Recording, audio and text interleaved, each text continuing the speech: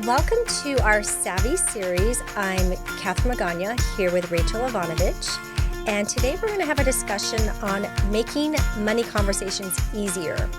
And so over the years, over time, many of us have many conversations about money, whether it be talking to your spouse or your kids or your financial advisor. And so we want to make sure that you feel confident in your conversations and kind of give you a couple tips to think about when having these money conversations. And so let's kind of start with, why are money conversations so hard? And so I think for a lot of us, and we actually, not only myself, but I hear this from clients and some of the events that we do, is it's something that really growing up, a lot of people or families don't talk about money, or they didn't grow up having those conversations. Did you? I didn't. No, we didn't talk about money. I just watched my mom. I did it more by watching. I knew she was a frugal, she was frugal. She didn't spend. I mean, she could stretch $1. And so I kind of saw her, and I knew she was saving because when I was younger, they had told us, we're going to put some money away for college. Those messages to our parents tell us, you don't ask them how much they make, or you don't talk about money. I know. So it's kind of like that taboo of, Absolutely. And so it's interesting because as we do some of our workshops, it comes up, like, what's your money mindset? And some of the women that are there, they're saying the same thing, like, we never talk about money, or we never had those conversations. Well, and it's so interesting because, we get married or we have relationships and we start raising families, and it's one of those things where we're expected to make these big financial decisions, and we bring different mindsets to the table. Yeah. And if you don't talk about it ahead of time, it really sparks fights. And I see that in my office where people will come in to do taxes. And I've actually had to throw a couple out of my office before. Oh, really? During a tax appointment, I was like, you guys need to go.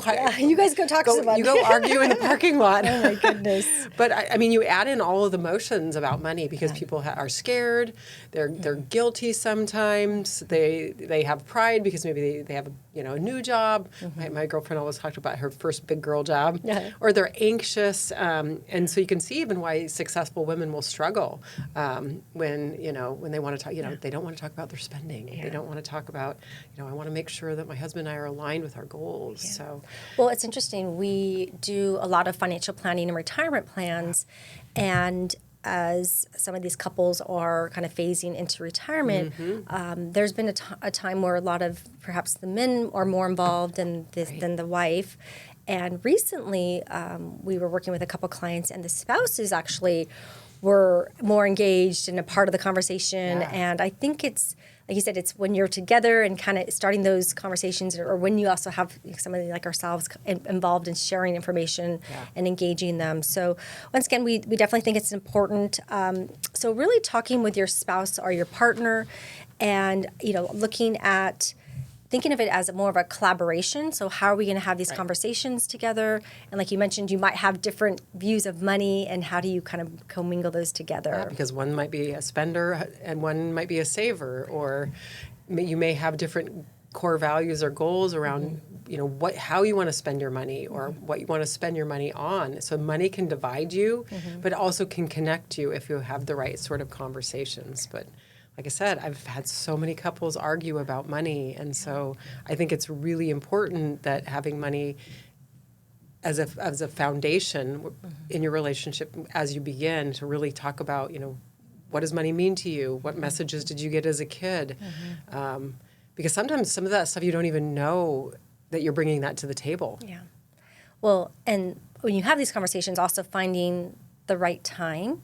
So not when you're tired at the end of the day, or exactly. And sometimes it's like, or if you have all these spreadsheets and numbers. I mean, I like that, but not everybody likes that. And so it really puts a lot of people to sleep. Yeah, it's like, wait. And so really finding a time where you're focused and clear. Not running out the door on the way to work. And then, like you said, really focusing, kind of taking a step back and not just looking at the numbers, but why? What's the purpose? What's the end goal? Or like you said, are you saving for something? Is it for retirement? Is it for a second home? Is it for family? Like, what is it? What's your... Well, and the core values, I think, play into it a lot, because if somebody values events or experiences over things, I think having that conversation, too, is really important, because I really like to, instead of buying gifts, I would rather go to a movie or go to on a trip that, making memories, or go to a really, really nice dinner together. And, have a conversation. So I think it's important to discuss. Know what your priorities are. Yeah.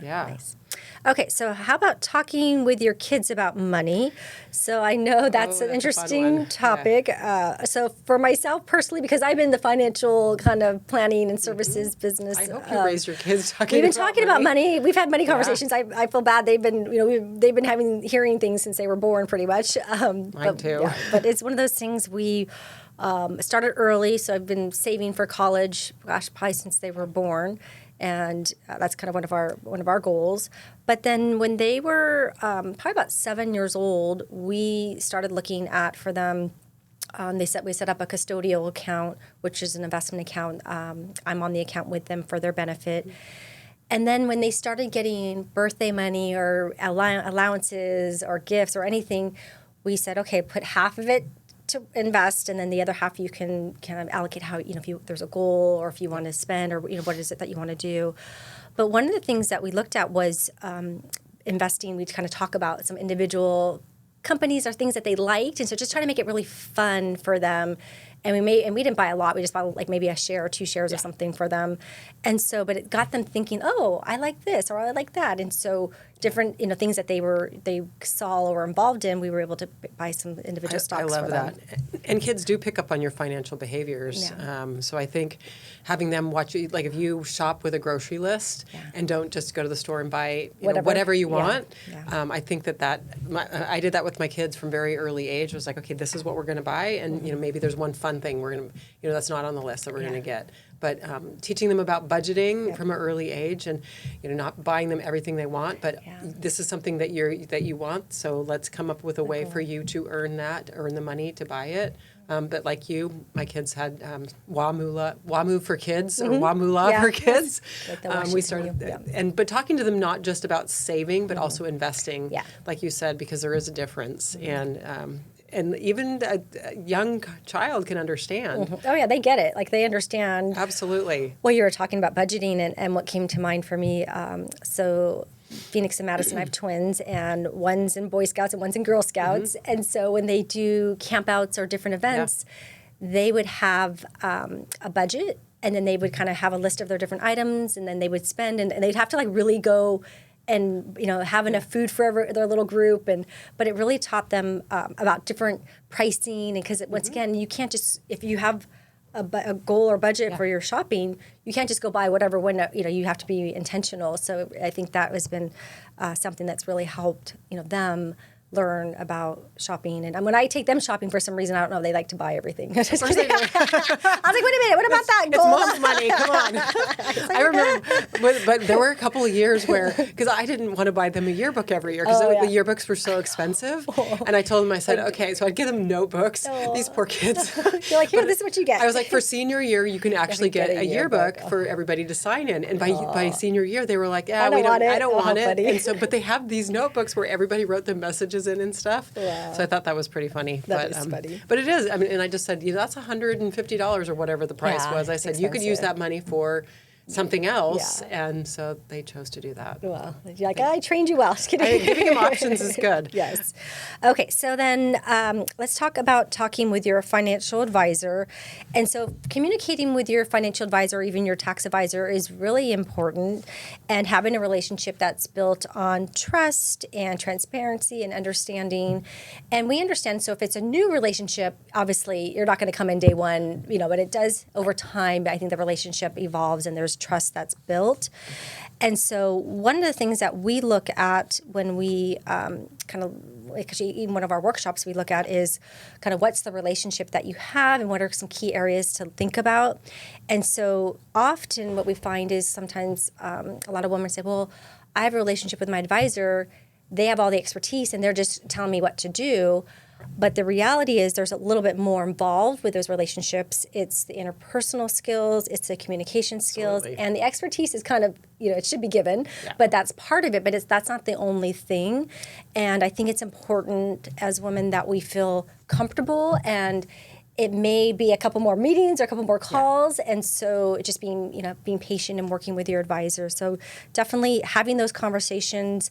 And it's not always just about investing. There's planning, there's life. I mean, there's so much more that's involved. And I think it's important that you don't feel intimidated or that you actually feel empowered when you're with your advisor, because I mean, clearly you're not going to have all the answers, but I don't want, when a client comes to work with me, I don't want them to feel ashamed or people say, well, I have this stupid question. It's not a stupid question. Yeah. We're here to guide you, to educate you and really to simplify things so you actually understand it. You don't have to, if you're preparing, for instance, a tax return, you don't have to be able to do it yourself, but I want you to at least kind of understand why it's important that you know certain things about it, or your financial plan. You don't necessarily be the one to prepare it, but I want you to understand, and I think both of us feel very passionately about educating absolutely. Our clients. Because I think the more educated you are, Phil, then when you make those decisions, you're confident, and then making no decision is a decision too. So that's so part of it.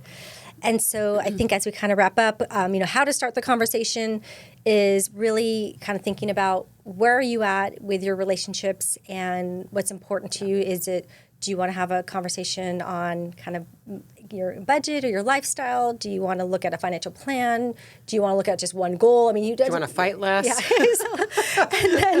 and then starting the conversations. It doesn't have to be a big thing. You can start small, and then being consistent and really being proactive, and not just having a conversation once. It's continuing to have those conversations, and maybe you do weekly or monthly, or make it fun and go, a financial date night. Yeah, that'd be kind of fun. It's like, we think that's I know, fun. And then I like that. And I do too. It was interesting. My sister was sharing with me recently that there's a lot of fitness goals. So a lot of people say, oh, okay, I want to do this and this, but there's actually financial fitness goals too. Absolutely. Like if I'm going to save and what's the outcome, or so I think there's. Well, and I think the more that you have these conversations, the more natural it gets, and the less intimidating it is to actually have that conversation about money, and get both spouses or partners on the same page. Exactly. So we talked a lot about money conversations today. We hope you got a couple tips from us, and we're obviously here to help facilitate those conversations with you together or individually. And we definitely think it's important to go ahead and start today and kind of get going if you haven't already. And if you'd like to set up a complimentary strategy session with us, you can reach us at 760-692-5700. And we want to thank you for joining us today about getting savvy about your finances. And remember to savvy up. Please stay tuned for important disclosures. The opinions expressed in this program are for general informational purposes only and are not intended to provide specific advice or recommendations for any individual or any specific security. It is only intended to provide education about the financial industry. To determine which investments may be appropriate for you, consult your financial advisor prior to investing. Any past performance discussed during this program is no guarantee of future results, and the indices referenced for comparison are unmanaged and cannot be invested into directly. As always, please remember investing involves risk and possible loss of principal capital. Please seek advice from a licensed professional. Savvy Woman Wealth Management is a registered investment advisor with the SEC.